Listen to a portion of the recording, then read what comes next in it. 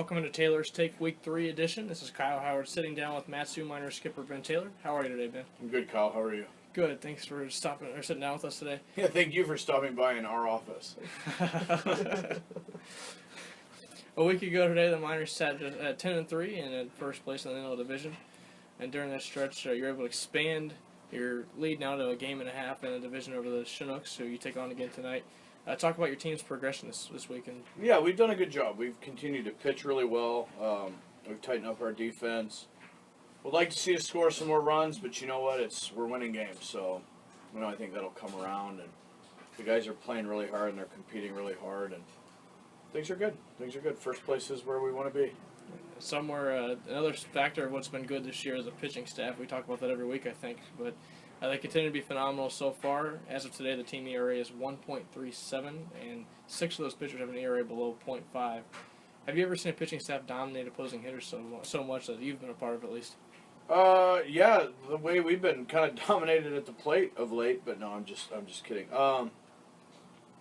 No, I don't think I have. The guys have done a phenomenal job. It's been really enjoyable to see them work and get some results for their efforts. It's fun to watch. And you bring in Matt Greeley as a pitching coach this year. Talk about what a job he's done to help your pitching staff so far. Yeah, Matt's been phenomenal. He really connected with the kids early. They bought into the plan and the approach that we wanted them to take for things. They bought in right away, and Matt's done a great job keeping guys on course, and I'm really lucky to have him. And this past week, the Miners pitched 2 more shutouts, earning the pitching staff more pitcher beeps. Yeah, pitchers beeps. Yeah.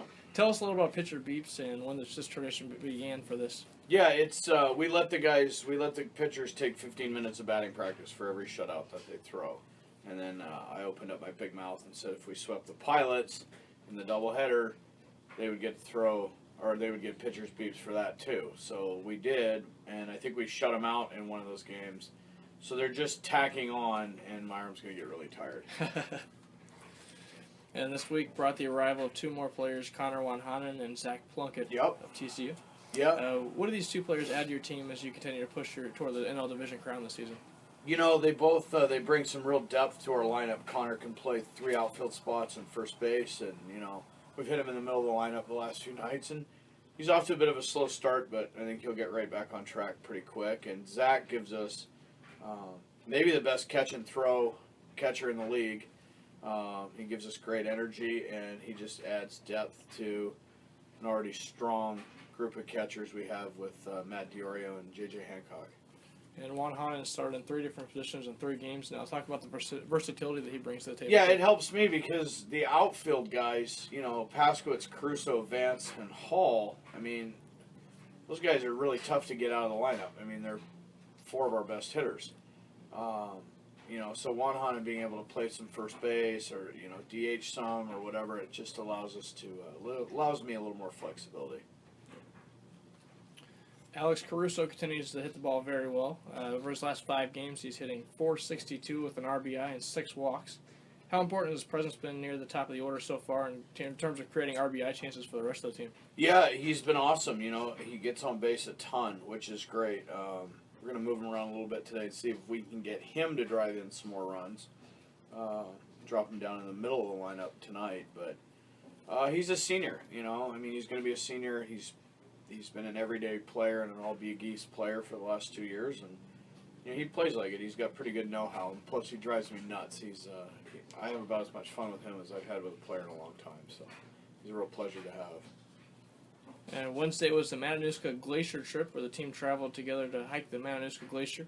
Of all your hiking experiences here in Alaska, where's been your favorite place and why?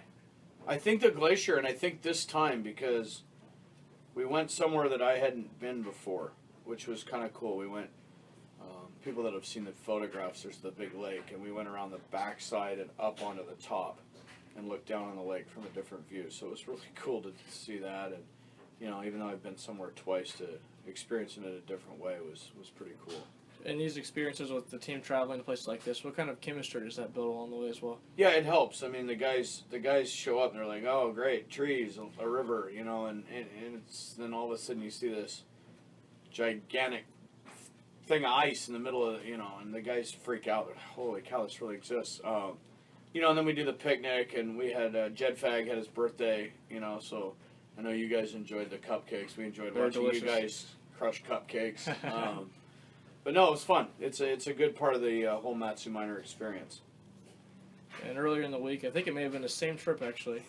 You made an off-air reference to Harry Doyle to Kevin and I. What is your favorite baseball movie of all time? Favorite baseball movie? Probably Bull Durham. I mean, that's the safe bet. But I think the most underrated baseball movie of all time is Mr. Baseball, when Tom Selleck plays the guy that goes to Japan and plays in Japan. And I've got a couple of buddies that have played over there, and it's about as accurate as it gets. So, Really? But Bull Durham, that's the safe bet. It's the funniest. All right, well, thanks for joining us, Coach Taylor. Good luck to you in this upcoming week. This has been Taylor's Take Week 3 edition. Join us for another edition next Monday as we break down the upcoming week. Thank you for tuning in. Thanks, guys. You're awesome.